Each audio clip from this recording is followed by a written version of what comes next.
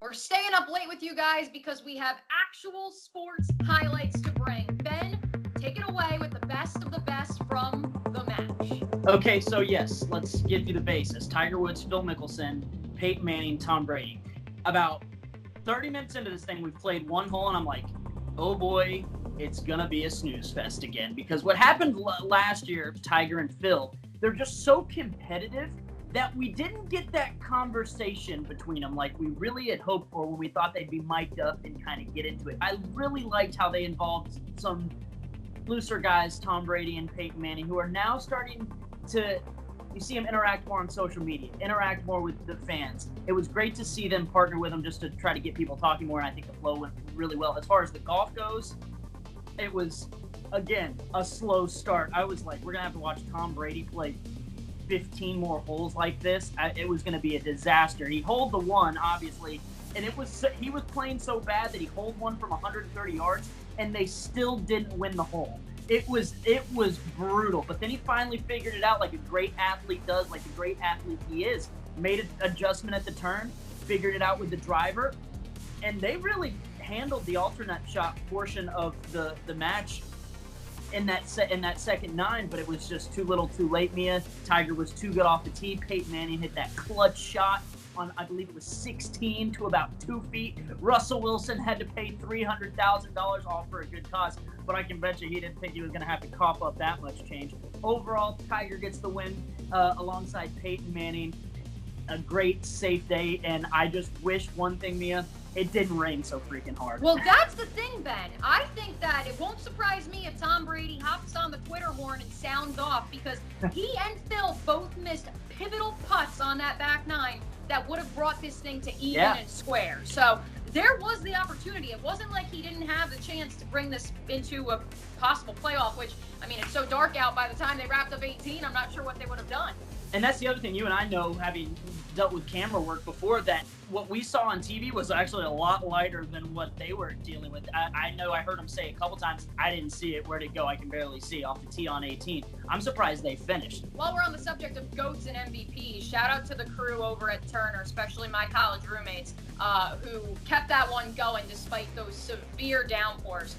Ben, not only did Brady and Manning seem unfazed by those downpours and by the nature of medalists, which is by no stretch of the imagination is it an easy course, but Tiger Woods, the last time we saw him was him withdrawing from the players. That was pre the players suspension. This was because of him and how his back felt.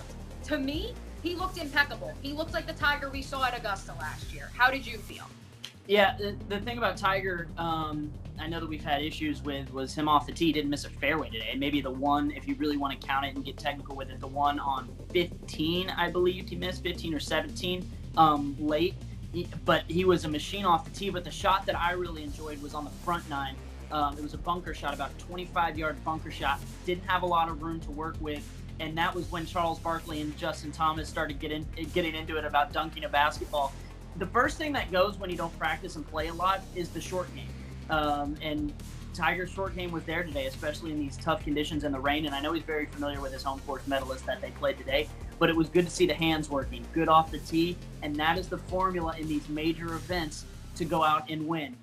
Tiger wishes he could be playing a tournament this week. And let me tell you, he looked informed, he looked ready to go, and it was nice to see him back. I know they asked him about his back at the beginning of the round. He said, well, are you at 1 to 10? Well, the 10's not the same anymore. And I think that's kind of what we all have to get used to. But if we can get what we got out of Tiger today, us as golf fans will be very, very happy with that.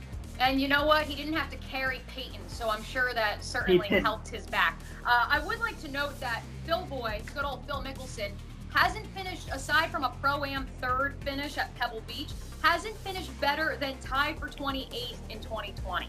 I thought, especially with the driver and off the tee, he looked impressive for a guy his age, especially that pivotal drive where he chips it over the trees on, I believe it was 13, correct me if I'm wrong, where they were able to obviously make it a 2 to go up. They were only down 2 at that point. Was very impressed with the range from Phil. Maybe that's something we see at Colonial when the tour returns in June. Yeah, Phil's won at Colonial. He's got history there. But Phil's a competitor. And especially when you bring Tiger into the mix, I know you just love the little jabs he gives Tiger throughout the round. It is fun to see Phil get out there and compete. But hey, Phil's turning 50.